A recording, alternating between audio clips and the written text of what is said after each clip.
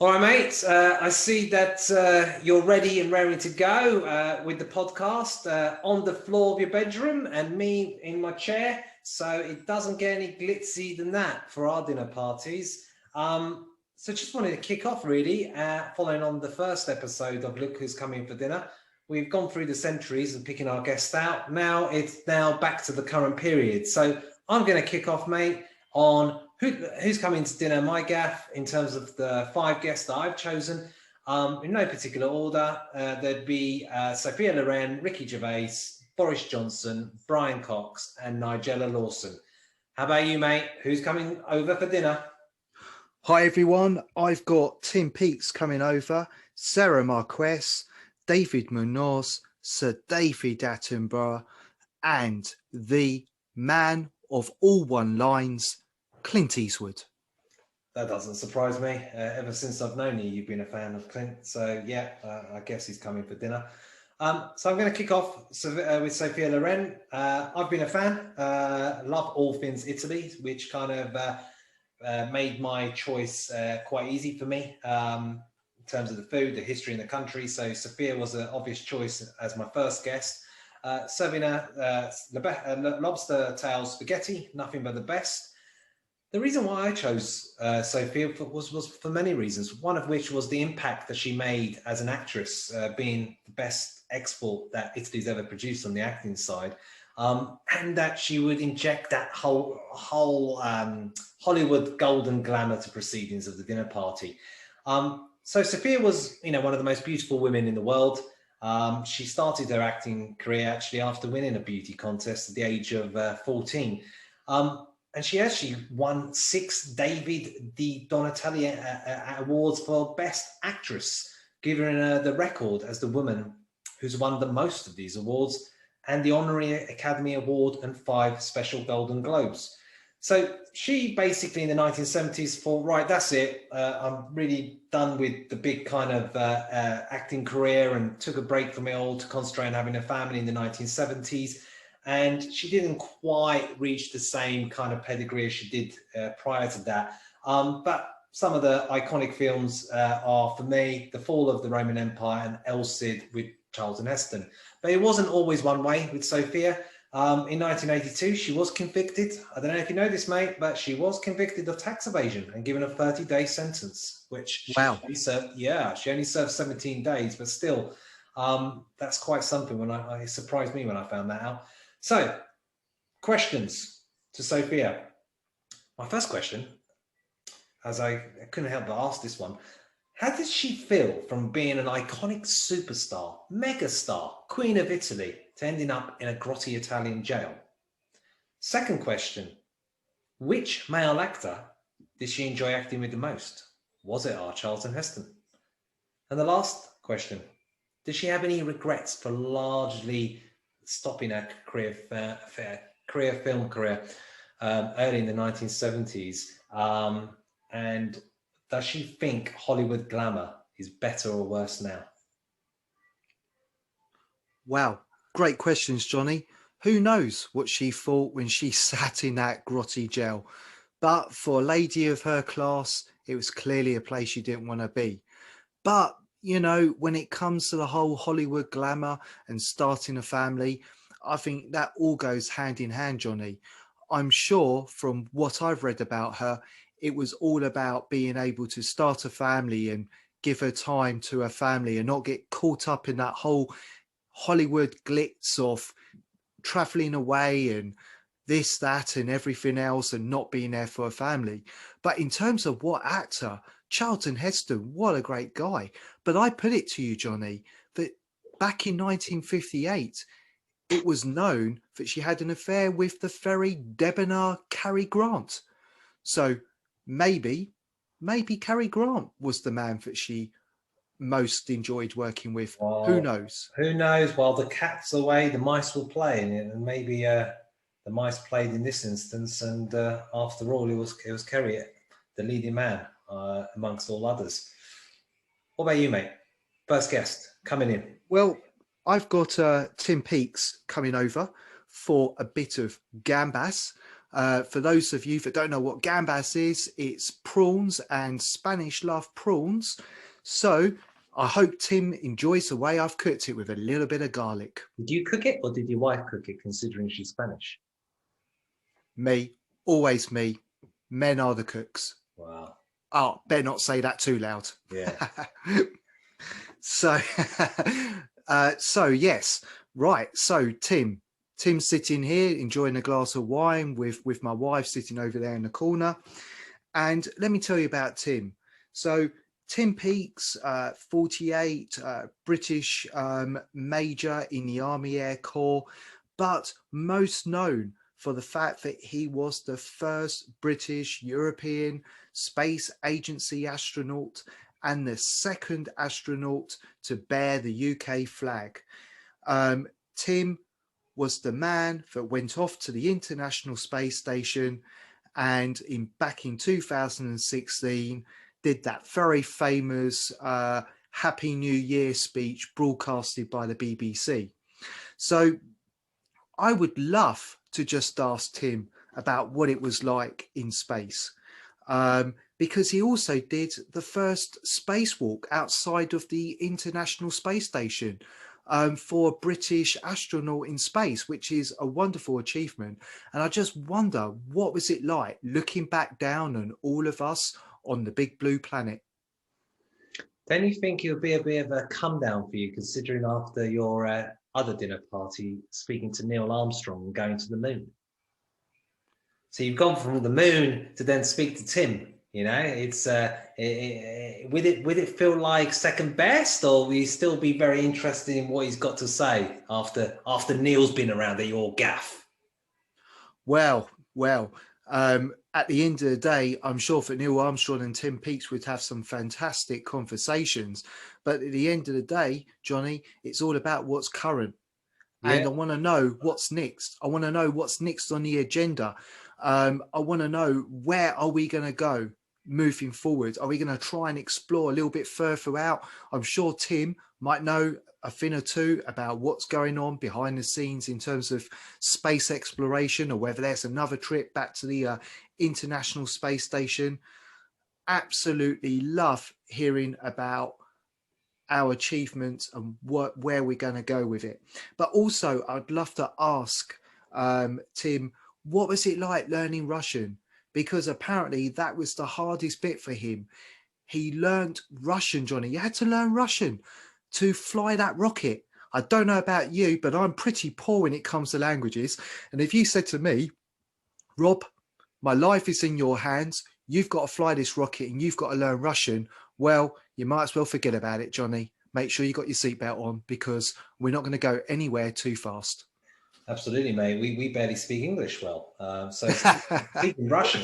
Speak for yourself, Johnny. Yeah, well, yeah, I guess what you mean. But doing a podcast and then learning that Tim was also fluent in Russian is quite something. But yeah, if I let you go on about space, we'll be here all night, because I know how much you love it. So moving on, back to my gaff. So from one queen to another queen. My second dinner guest is the one and only Nigella Lawson, the #1 home cook in the UK of all home cooks. Again, like Sophia, she adds a lot of glamour and charisma to proceedings. What's not to like? She has changed our TV sets when it comes to food programs, along with Keith Floyd being the first. So a little bit of background on Nigella, daughter of ex-Chancellor Nigel Lawson, who served under Margaret Thatcher, and she came from a refined family background. Her mother, Vanessa, was an heiress born into Lyons Coffee House dynasty. She started her cooking programs around in 1999 with Nigella Bites. Can you believe that's wow, over 23 years ago? How time goes by. And the rest, well, is history. She's become a national treasure. So I'm not going to go into a great spiel about Nigella, because you can all Google her for your own selves. But in terms of my questions, apart from the fact that one of her main food mentors was Nigel Slater, she's a big admirer of, because she loves his food and style, and apparently a big Chelsea supporter as well, for a quirky fact. I suppose you can't have anything, mate. You can't have everything, Nigella, supporting Chelsea as well. So what I would ask Nigella is the following. Did she ever think cooking, coming from that kind of background, would be her calling in life? And does her fame surprise her? Secondly, I would ask, rather, what makes a great cook and chef? Is it purely on the amount of Michelin stars that a cook or a chef has? Or that really doesn't come into it? It's more about the love and passion for the food. And lastly, her opinions on how cooking has now become a reality TV industry, a celebrity industry, with the likes of Gordon Ramsay and Gino D'Ampio, if I pronounced his name correctly. So those would be my 3 killer questions at the dinner party.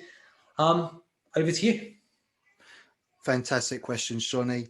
Yes, I mean, I love watching Nigella. I just love when she opens up a drawer or a cupboard and pulls out another kitchen utensil and gone, I've bought this in preparation for something I might need it for later on. She just has a tool for everything. It's incredible. But for me, Nigella is all about family. She's all about cooking for her family and her friends. And she does say that that is one of the core beliefs when it comes to her style of cooking, is that it should be about fun. And she's always got her family around her. And yeah, I think, Johnny, we live in a social media world. It's all about celebrity this and celebrity that. It wouldn't surprise me if you have another program called Celebrity Chef, Get Me Out of Here. Yeah. You know, there's always something going on, you know, with regards to social media and what they class as a celebrity. For me, I don't think Nigella gets caught up in the whole celebrity status. She's become who she is because of who she is. But her cooking is fantastic. Not only her cooking, mate. Not only her cooking, her use of words. Yeah. You know, I don't know about you, but the way she uses the English language and some of the words that she uses, some of which I confess I have to Google, I think it boils down to the time she spent at Oxford University, where she studied medieval and modern languages. But that use of language and how she delivers it is intoxicating. And that's one of her USPs, to be honest with you. That's what kind of gets me, apart from her dishes that she serves. Well, you know what, Johnny? I was also reading, and I don't, you know, read this magazine. I was just doing a little bit of Googling as we've been talking. And I think it was the magazine. Magazines, Robert. Yeah, I think it was the magazine womanandhome.com. But they were saying 9 things you didn't know about Nigella Lawson. And one of those things, and yeah, brilliant. Apparently she likes hairy men. Well, we'll be all right. Yeah, we'll be more than all right. I think we'll be definitely Nigella's calling because let's face it, mate, we've got enough hair for more than most men. But I didn't know that. I did not know that. Well, even more why she's coming round for dinner. Even more. What about you, mate? Back at your house. Well, I've got the very great David Munoz coming over. And I apologise, David, if I've said your second name wrong. Let me tell you about Wouldn't be the first time, everybody. We all know the use of names is not our forte. Well, David and Nigella are probably, you know, would hit it off like fireworks would, because at the end of the day, David is 41 and he is a top, Johnny, and I mean top Spanish chef. So he's coming round to test my gambas and tell me where I've gone wrong. But what I love about David, but didn't Tim have your gambas? Well, no, it's 2 starters. Oh, they're still sharing it. Okay, all right. No, two starters. I've got 2 people over for starters, Johnny. Okay, mate. All right. You run the parties you want. Right. Okay. So I've got David Munoz, Spanish chef, 3 Michelin stars, and he's only 41 years old. Apparently, he said many years ago that his passion for food started as a child because his parents wouldn't let him play basketball.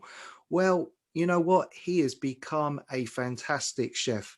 He has unique style of mixing Asian markets with a Spanish twist. And I had the great pleasure to go to his restaurant, Street XO in Mayfair. And I loved the food. I sat there and it melted in my mouth. And I love my spices and I like my bit of chili. And I have my wife telling me this isn't normal for Spanish cooking. But you had that Spanish cooking mixed with the Asian market twist. And I know David is well traveled. And some of those restaurants he used to work at in London, like Nobu, well-known restaurants out there, or more commonly known as Hakkasan.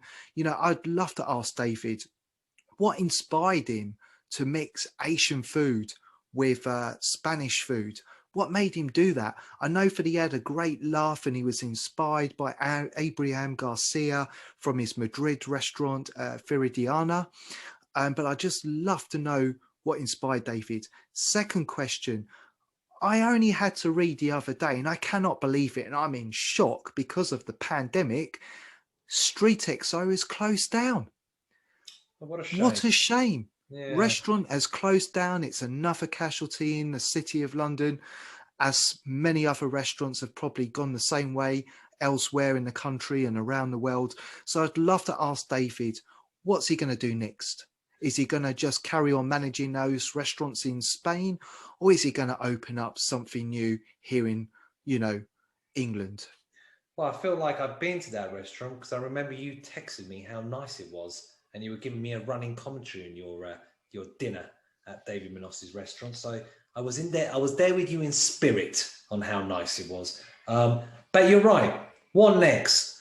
I suppose he's a bit of a rock star. He's a bit edgy. And his kind of creativity reminds me of that great Spanish restaurant, El Bulli in Barcelona, which was iconic and voted the #1 restaurant in the world. So I suppose, Rob, someone like that, there'll be a new challenge on the horizon and there'll be a new restaurant popping up somewhere. So, yeah, it would be a great question. It'd be a great Come back, David. Come back, David. I love your food. Yeah, well, I also feel like I love your food, but I've not been, but maybe one day. Now back to my gaff. Dinner, meat and 2 veg. And that can only be for our very own current PM, Mr. Controversial, Boris Johnson. So we're both Londoners. We know Boris Johnson. We know of Boris Johnson. I know you've met Boris Johnson, but we know of Boris Johnson, who is our ex-mayor of London. And he basically is one of the new kind of reality TV media turned journalist into leader. So you've got Trump, obviously, you know, with his Apprentice show and reality TV and what he did, everybody knows about, unless you haven't been on this planet. And then Boris Johnson from the likes of, you know, Have I Got News for You, and his Telegraph articles about bendy bananas. Giving him the fame and notoriety that I think only Boris has truly carried off, you know, in terms of acting the buffoon and getting away with the clangers and the odd affair here and there. But he has that kind of magnetic charm that seems to attract all before him and also detract. So because he's quite a Marmite figure. But do you know this, mate? His first name is not Boris, it's actually Alexander.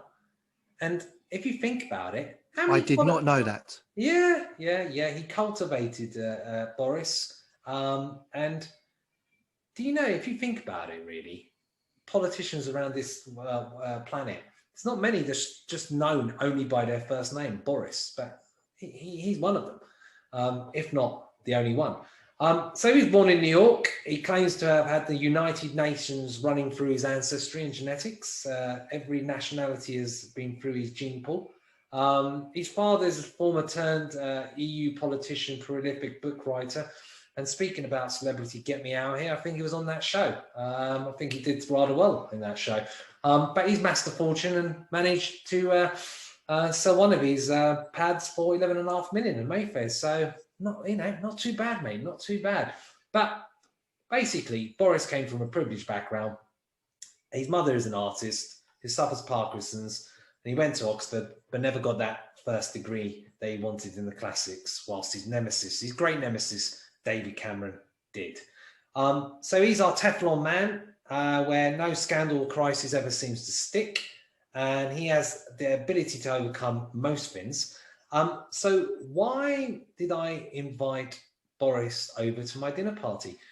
I suppose because of his controversial type character and the fact that he is the life and soul of the party. I think I remember the Brexit debate when Amber Rudd and also Nicholas Soames once said, you know, whatever you say about Boris, he makes a bloody good dinner guest.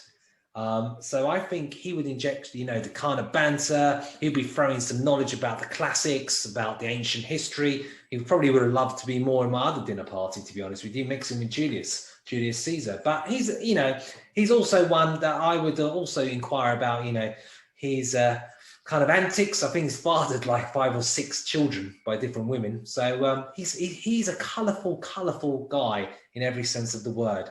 But you know, Boris, he could end up being one of the most written politicians of our time, to be honest. So these are the questions that I would ask Boris in the end.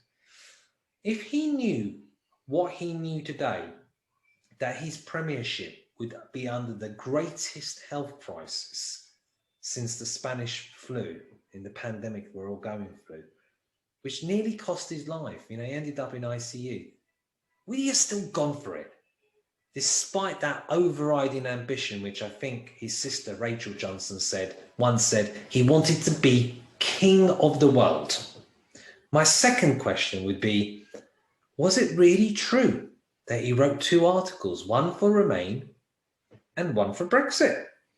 And lastly, what does he think Winston Churchill, his great hero and biographer of, would say about him today? Those are my 3 questions that I was speaking about over the meat and 2 veg with our Boris Johnson. I think they're great questions, Johnny. I'd love to be a fly on the wall in Boris Johnson's house. I totally agree and my house? Yes. Well, I'm just talking about Boris Johnson in general, Johnny. Fair enough, or in your house. I would certainly concur. I think he is certainly a man that would uplift any party and get the mood going in the right direction if it needed it.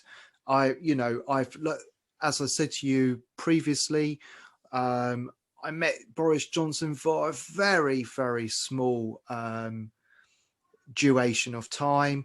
And I asked him the question, Boris, do you think you'll be Prime Minister one day?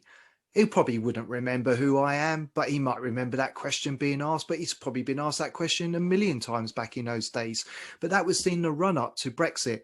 And he said, well, you never know. Watch this space. I think it was something along those lines. And I knew. I think everyone knew that Boris Johnson would become Prime Minister. And therefore, Johnny, the answer to your question about would he do it all again? I think he would. I think with that drive and that ambition, he would certainly do it all again. Absolutely. And what would Churchill say? Well, who knows? But I would like to be a fly on the wall in that conversation.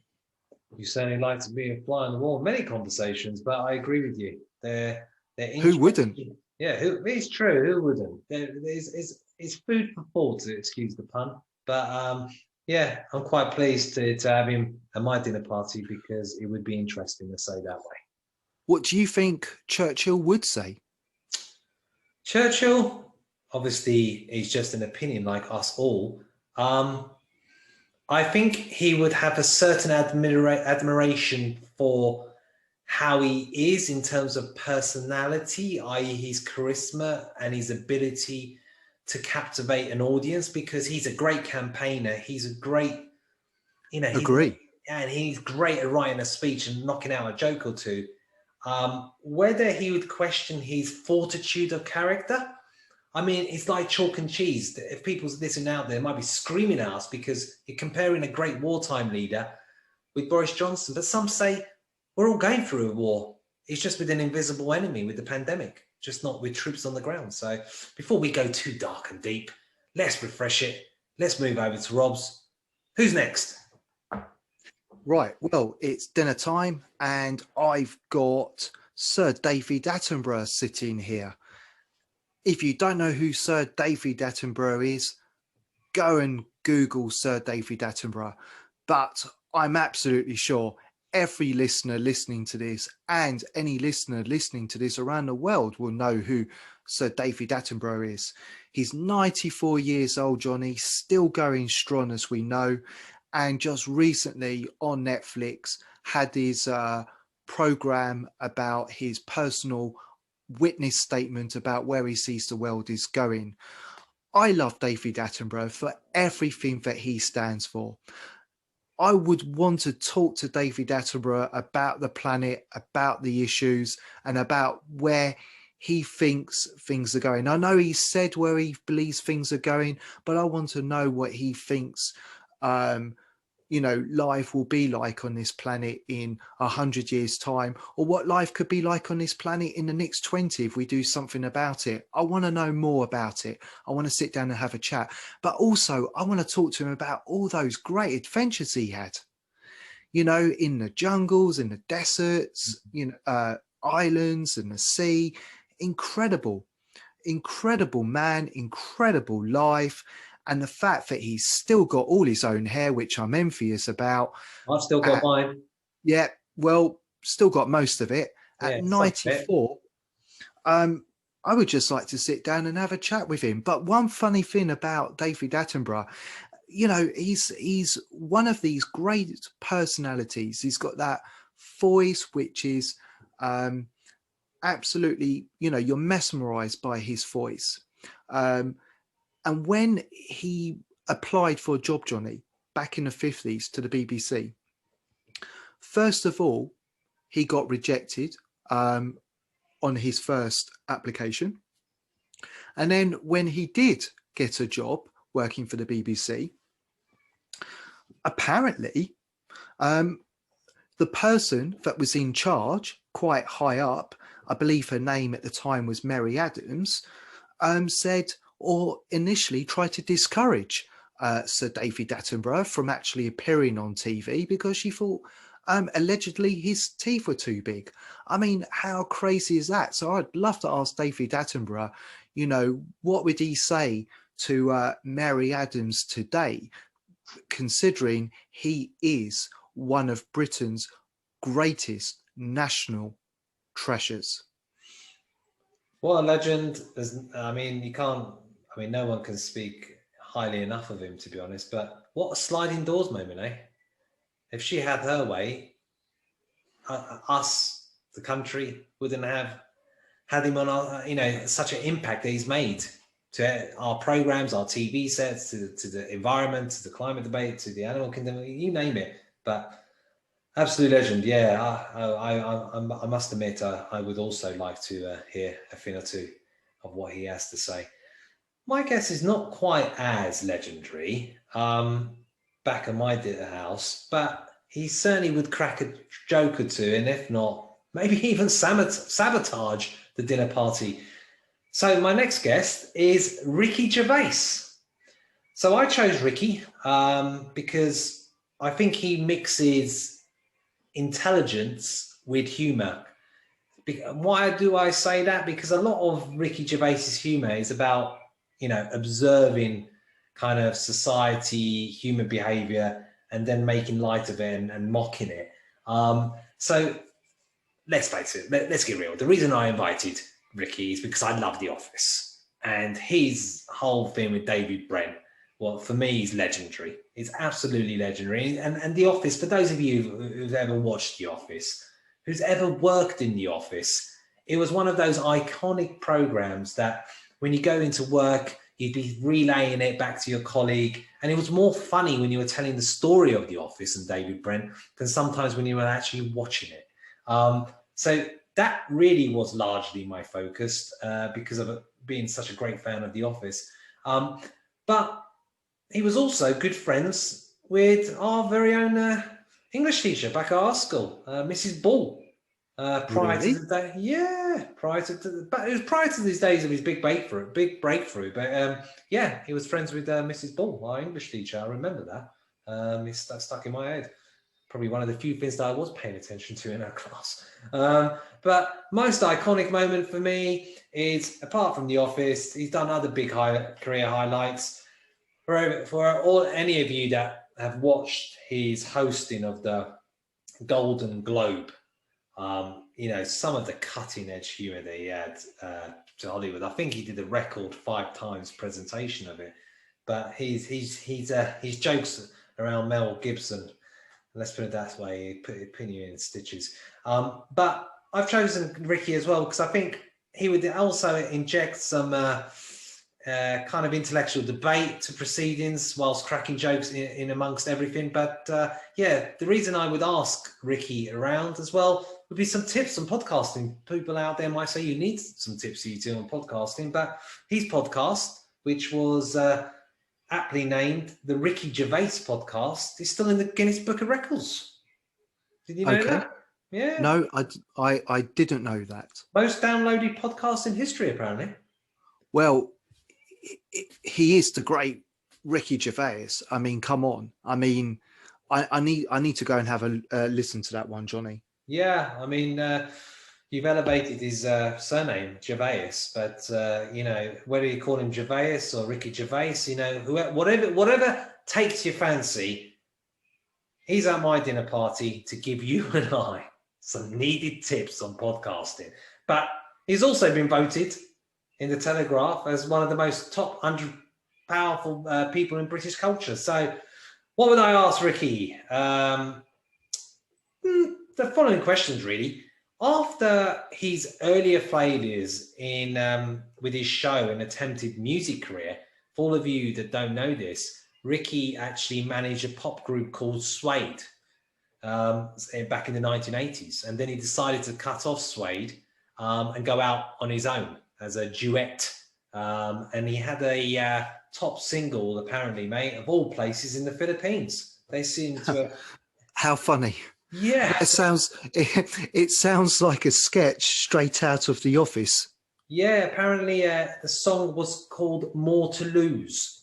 So I will be looking that up on YouTube myself to see how that sounded. But he seemed to have been very popular in the Philippines. So my question is, did he ever believe, after the earlier failures with his music career and his earlier kind of show, that he would be the success, they would have the success he's had now?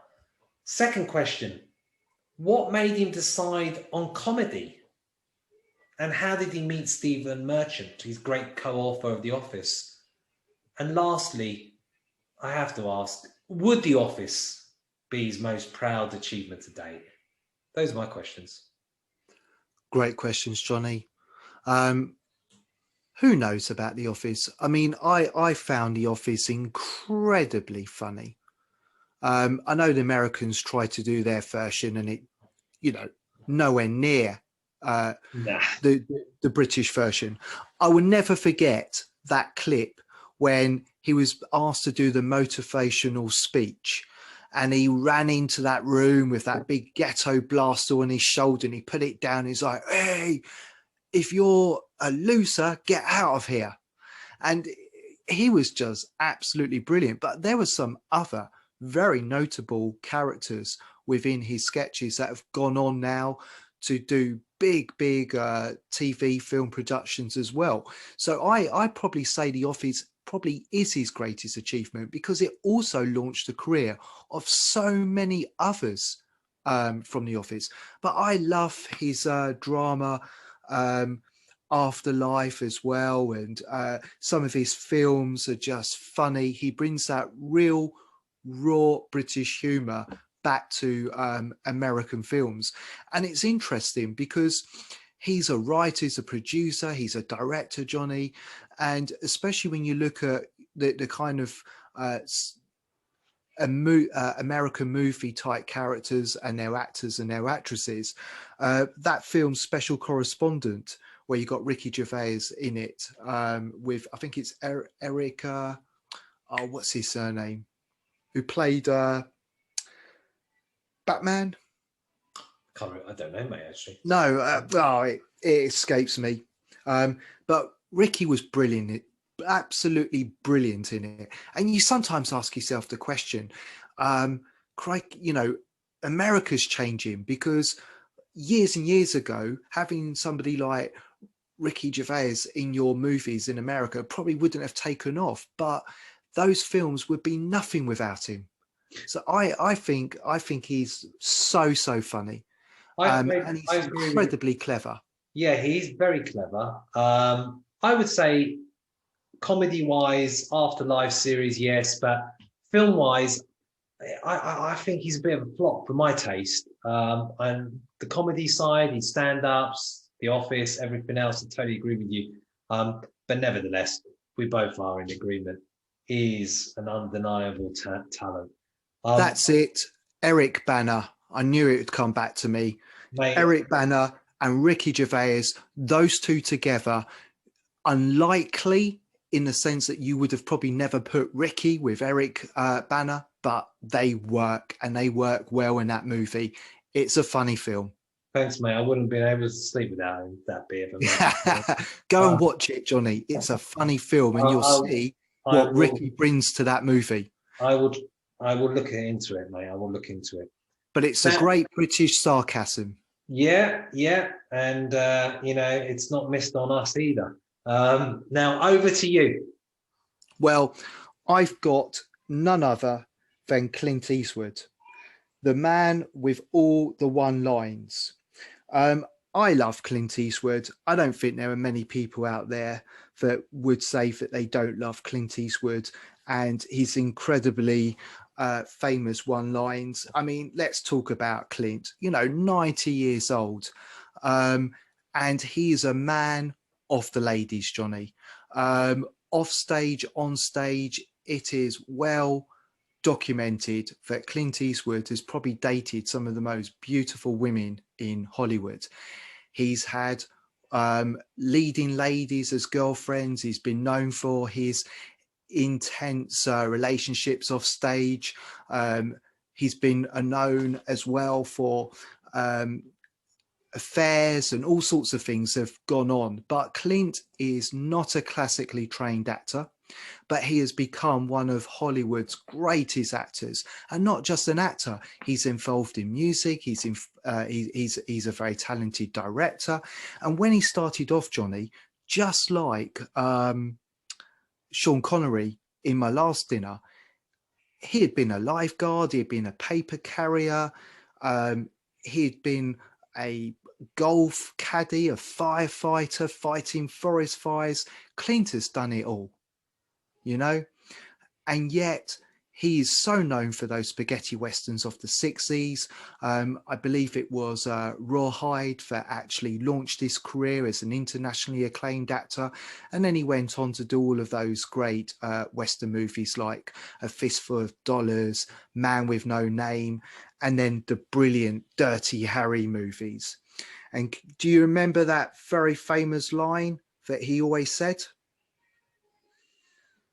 I do, but I don't think I'm going to do it justice. Do tell. Yeah. So let's talk about that very famous line where Clint Eastwood says, you know, make my day, punk. Yeah. You know, yeah. That's probably one of his most famous lines. So, you know, Clint Eastwood is legendary. You know, he's in his 90s, still popular with the ladies, and yet he's a family man. I believe he's got 7 or 8 children that's reported. And, you know, one of the questions I would like to ask Clint Eastwood is that I was reading about things which you might not know about Clint Eastwood. And apparently, back in one of his movies, going back to 1975, where he played a climber in the Eiger Sanction, that was the name of the movie, obviously set in Switzerland in the Alps.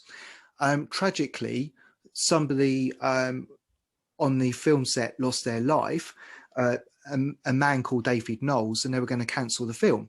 But they decided not to, and Clint Eastwood went on to do all of his own stunts.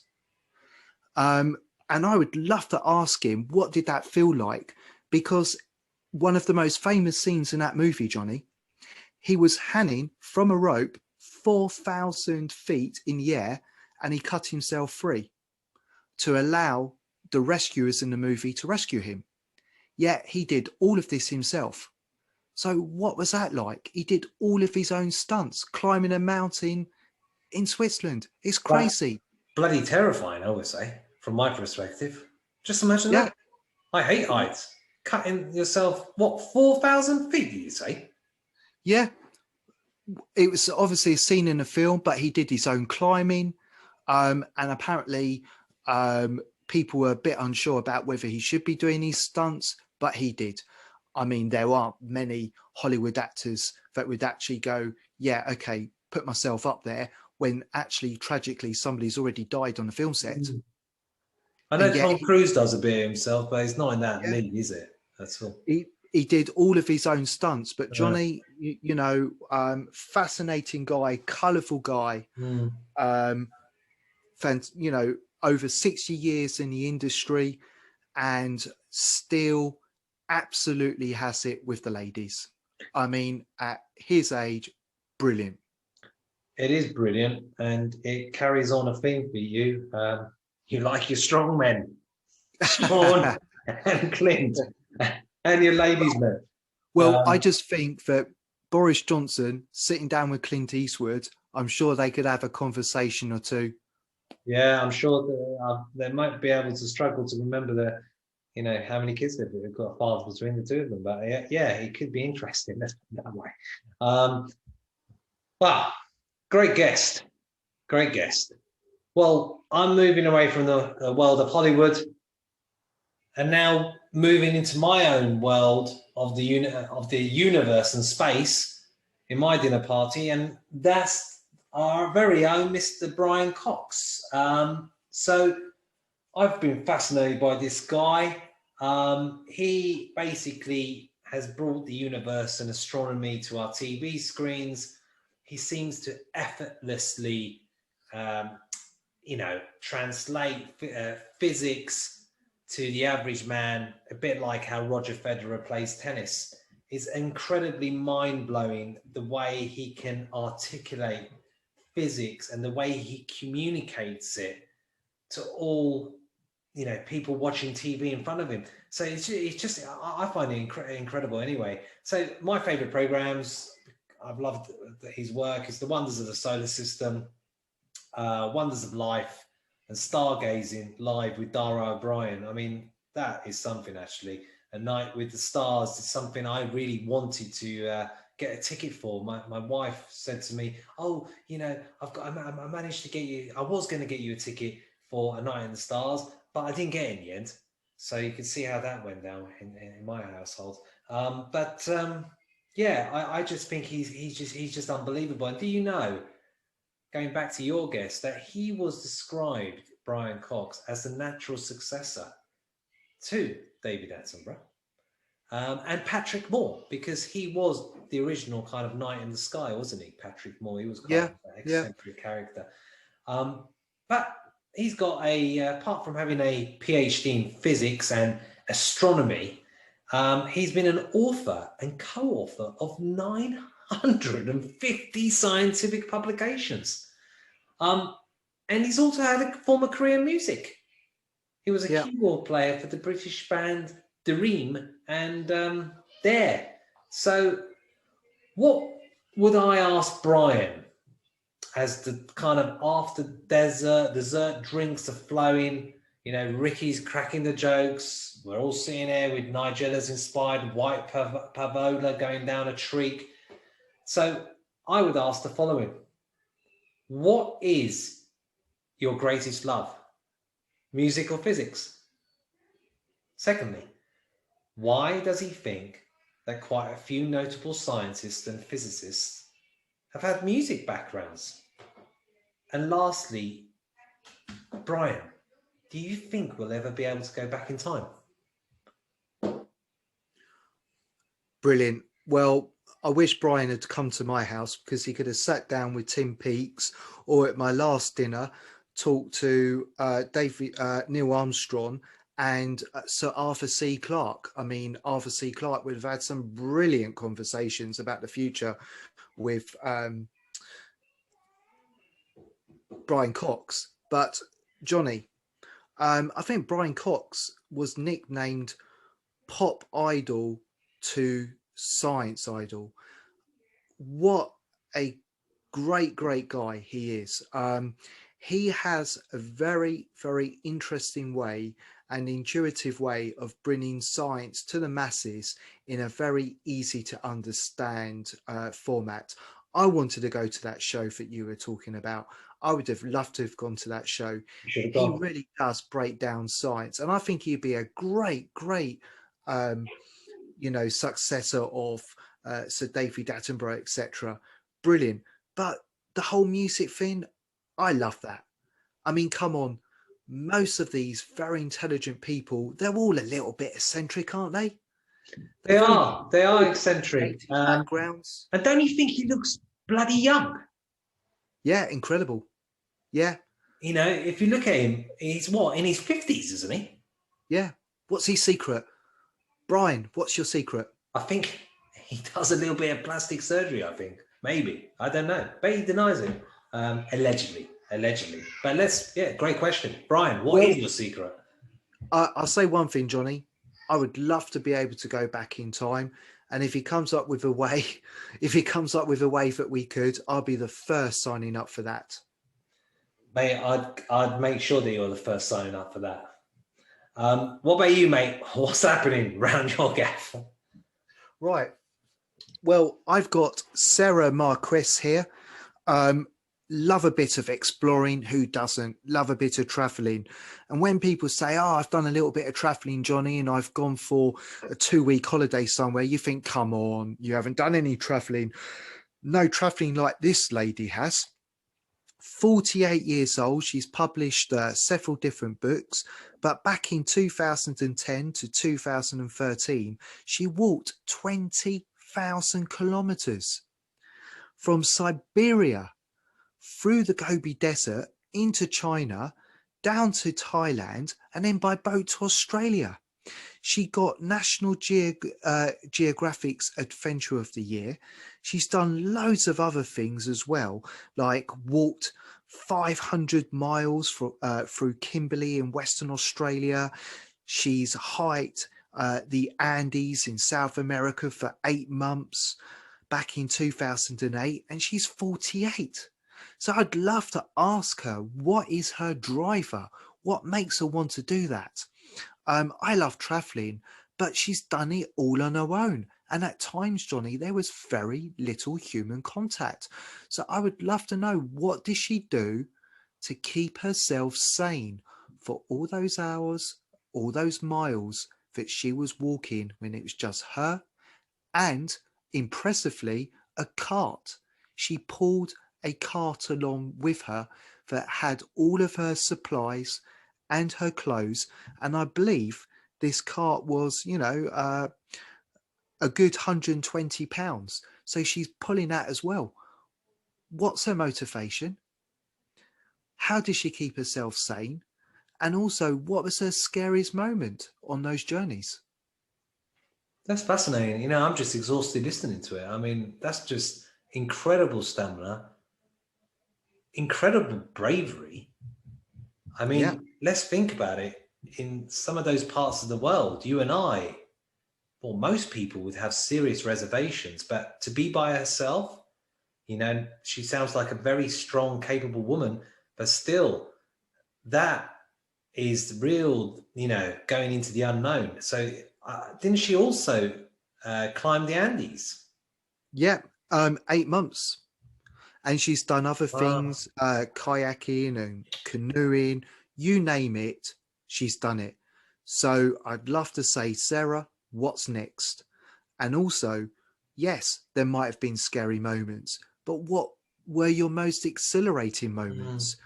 I'm just fascinated in what she's achieved at her age, and all on her own.